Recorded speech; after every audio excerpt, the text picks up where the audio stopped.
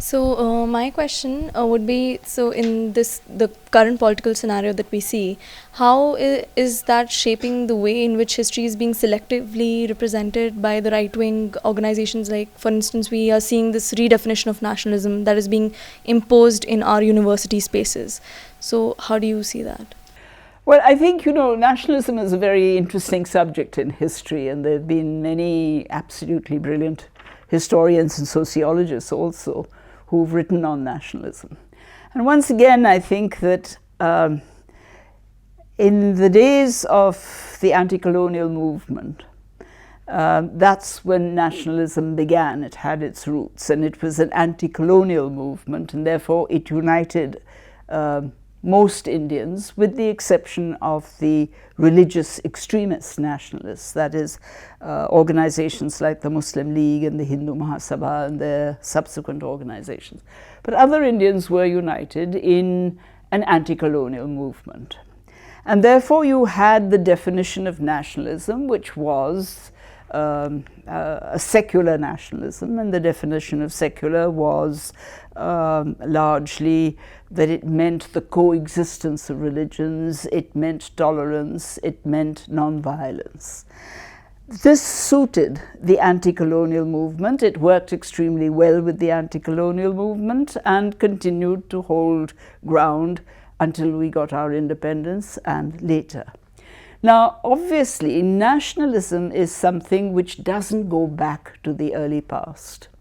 Nationalism is a historical phase in every part of the world where there has been nationalism. It is a historical phase that comes at a time when you get a change to things like either colonialism, and then you build up an anti-colonial movement and base it on nationalism, or you have capitalist development which demands the identity of people coming together, as happened in Europe.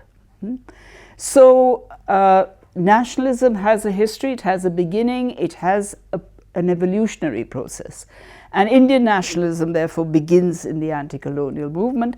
We have to ask ourselves, what does nationalism mean in the post-independence stage? We cannot go on saying that it simply means the coexistence of all religions, because we now know that there has to be more than coexistence. There has to be the equality of all religions. And unless you have the equality of all religions, the mere coexistence is not sufficient. So that has to be reformulated in a different kind of way. Secondly, the identities that existed in the pre-nationalist period, the identity of language, of religion, of caste, and so on, these identities have to be subordinated to a national identity. You cannot have the old identities continuing and talk about nationalism, because the identity of nationalism is the citizen. You create a citizen, which is a new identity in many societies that have had a long history, where nationalism comes in as one of the processes of creating a new identity, which is that of the citizen. And the citizen's identity is quite different from the earlier identities. It's the identity of the equality of all. It's the identity of social justice, which very strongly includes gender justice. It's the identity of equal human rights for every citizen. Now, this is really changing the definition of nationalism. And this has happened all over the world, where you've had nationalism moving from pre-independence days, pre-colonial days, into independent post-colonial days, and so on. We are at the moment stuck in a way where we are imagining that nationalism simply means territory. And it's very interesting that the territory that is always spoken about is not the old territories of Bharatvarsh, Aryavart, and Jambudweep, and what have you, and Al-Hind. It's the British Indian territory.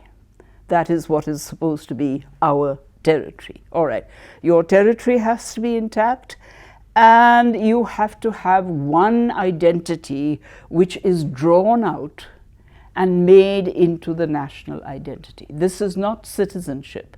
This is one identity. And what is happening today, very much so, is that the majoritarian identity is being drawn out and is being the substitute for citizenship. And the problems that many of us historians have is that this is an ahistorical approach to nationalism. We are all nationalists in our own way, but we define nationalism differently. And that debate on the definition of nationalism in a post-independence society like ours has yet to be made truly broad-based and public. And it's when we have that debate and we define citizenship, and we know what citizenship means, that we begin to understand what nationalism means.